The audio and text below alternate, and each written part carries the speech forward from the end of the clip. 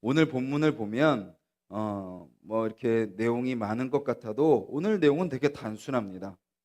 이스라엘의 문제가 무엇인지 하나님은 분명하게 짚고 넘어가십니다.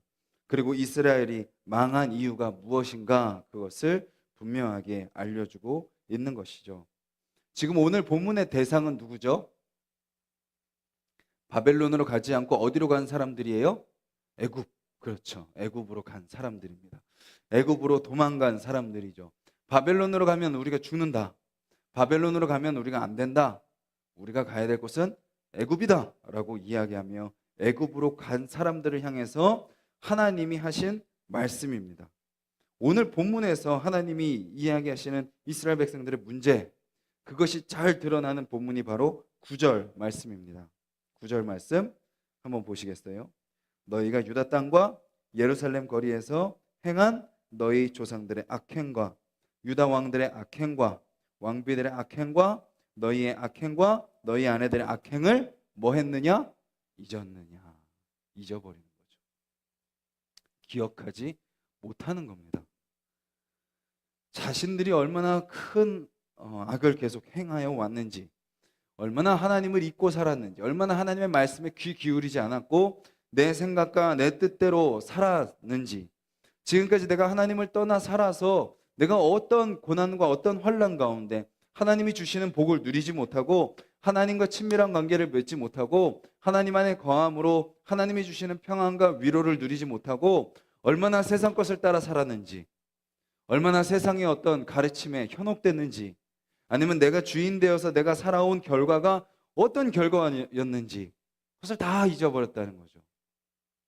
그것이 이스라엘의 가장 큰 문제다라고 이야기하고 있습니다. 잊어버린 결과 어떤 모습들이 나타나나요? 이제 그것이 차근차근 나타납니다. 하나님을 잊어버린 결과 3절과 8절에 보면 3절에 보시면 뭐라고 나오죠? 너희 조상들이 알지 못하는 누구에게 나아갔나요? 다른 신들에게 나아가는 겁니다. 하나님을 잊어버렸을 때 누구에게 나아가요? 세상의 가치를 추구하게 됩니다. 세상을 붙들게 되는 거죠. 그리고 8절 무엇으로 노여움을 일으키나요? 너희가 무엇으로? 너희 손이 만든 것으로.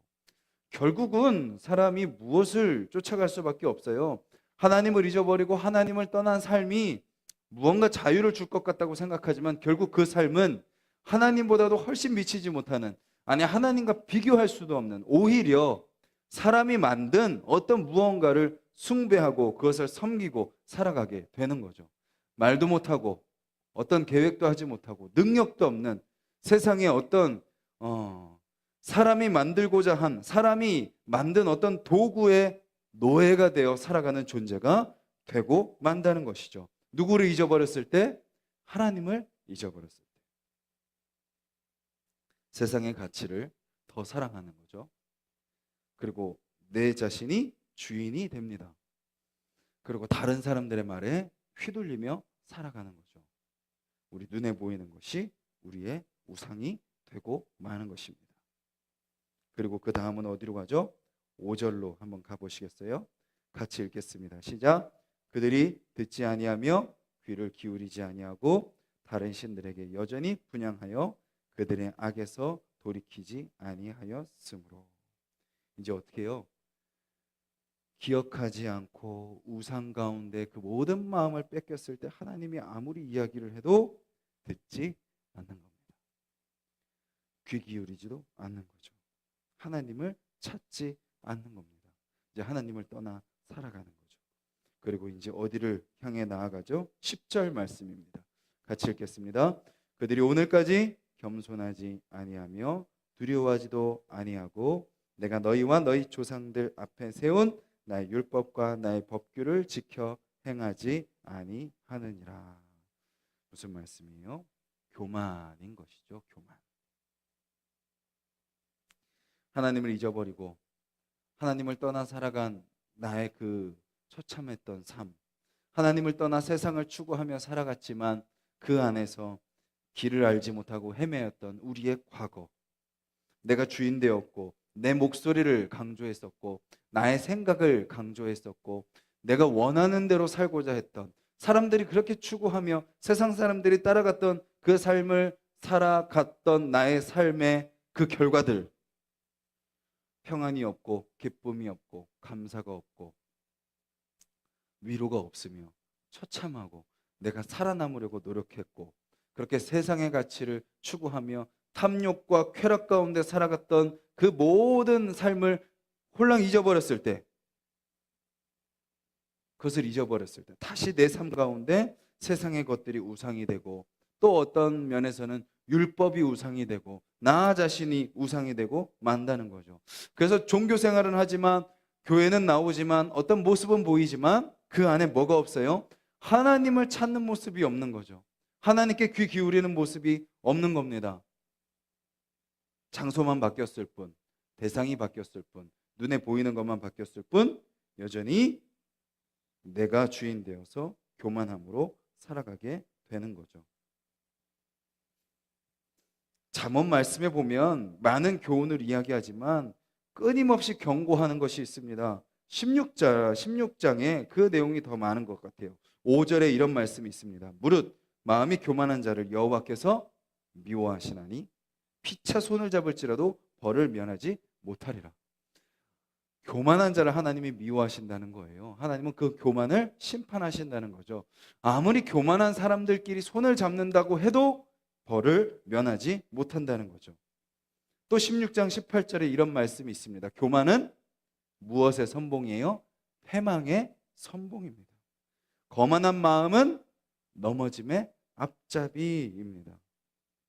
그리고 16장 19절에 겸손한 자와 함께 마음을 낮추는 것이 교만한 자와 함께하여 탈취물을 나오는 것보다 낫다라고 이야기하고 있는 것이죠.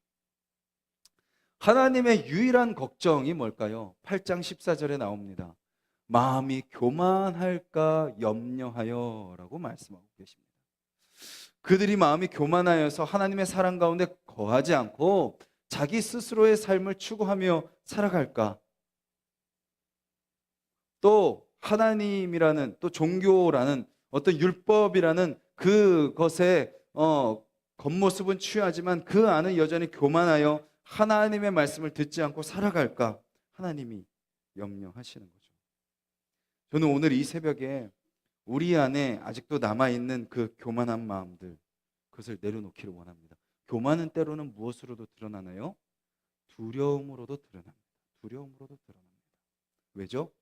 내가 드러나지 못할까 봐, 또 내가 잘 되지 못할까 봐, 내가 어떻게 무언가 이루지 못할까 봐 두려운 거죠. 그러니까 더 무엇을 붙잡는 거예요? 교만함을 붙잡는 겁니다. 하나님 앞에 겸손하게 엎드리면 뭔가 내가 손해볼 것 같고 내가 안 될 것 같으니까,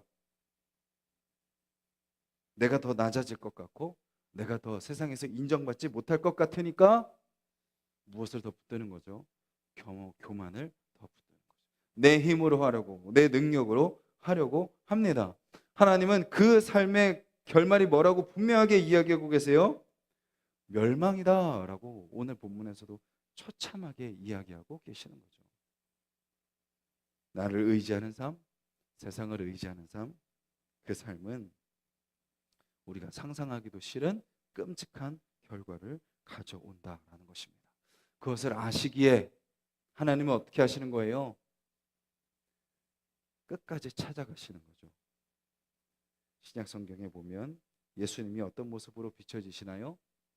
99마리의 양을 놔두고 잃어버린 한 마리의 양을 찾아가시는 분이 목자이신 주님이십니다.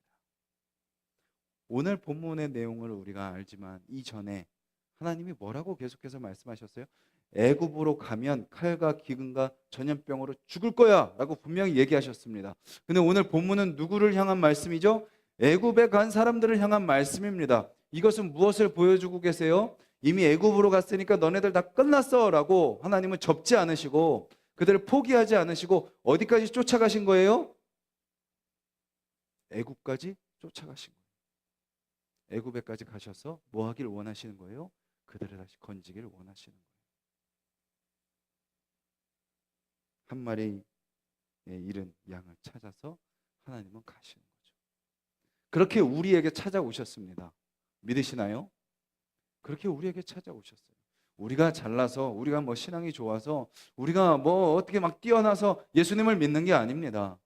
우리가 뭐 신앙이 더 좋아가지고 개척교회 동참한 것도 아닙니다. 우리가 더 나아서 이 새벽을 깨우는 것도 아니죠. 우리가 이 자리에 있을 수 있는 것은 주님이 우리로 하여금 찾아오셔서 우리를 건져내셨기 때문에 우리는 이 자리에 그 은혜를 누리고 있는 것입니다. 그리고 우리에게 찾아오신 것처럼 누구에게 찾아오세요?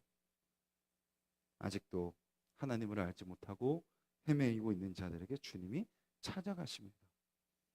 그리고 아직도 우리 가운데, 교회 가운데 와 있지만 아직도 교만함으로 살아가고 있는 그들에게 주님이 또 찾아가십니다. 그리고 말씀하시는 거죠.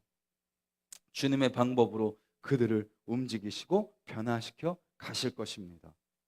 또 여전히 오늘을 살아가지만 우리 가운데 염려와 걱정 가운데 살아가고 있는 우리의 마음을 주님께서 붙드시고 인도하고 계시는 것이죠. 그럼 오늘 말씀은 우리에게 교만하지 말라고 이야기하십니다. 그리고 겸손하라고 이야기하시죠. 겸손할 수 있는 방법, 우리가 잘 알고 있듯이 신약성경 빌립보서 2장 5절 말씀에 그 이야기가 나옵니다. 빌립보서 2장 5절에서 8절 말씀 제가 읽어드리도록 하겠습니다. 너희 안에 이 마음을 품으라. 곧 그리스도 예수의 마음이니 그는 근본 하나님의 본체시나 하나님과 동등됨을 취할 것으로 여기지 아니하시고 오히려 자기를 비워 종의 형체를 가지사 사람들과 같이 되셨고 사람의 모양으로 나타나사 자기를 낮추시고 죽기까지 복종하셨으니 그 곧 십자가에 죽으심이라. 예수님이 어떻게 하셨어요? 너네들 왜 나처럼 살지 못하냐 하고 우리를 잡아당기지 않으십니다.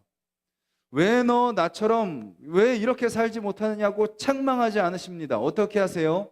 그들을 억지로 이 자리로 끌어올리는 것이 아니라 예수님이 직접 우리의 모습으로 낮아지시는 것이죠. 우리 주변에 우리 모습 가운데도 그런 모습이 있습니다. 하나님이 우리에게 맞춰주시는 거죠. 하나님이 우리의 눈높이에 맞춰주시는 겁니다. 하나님이 우리의 연약한 기도임에도 불구하고 들어주시고 응답해 주시는 것, 우리는 경험하죠.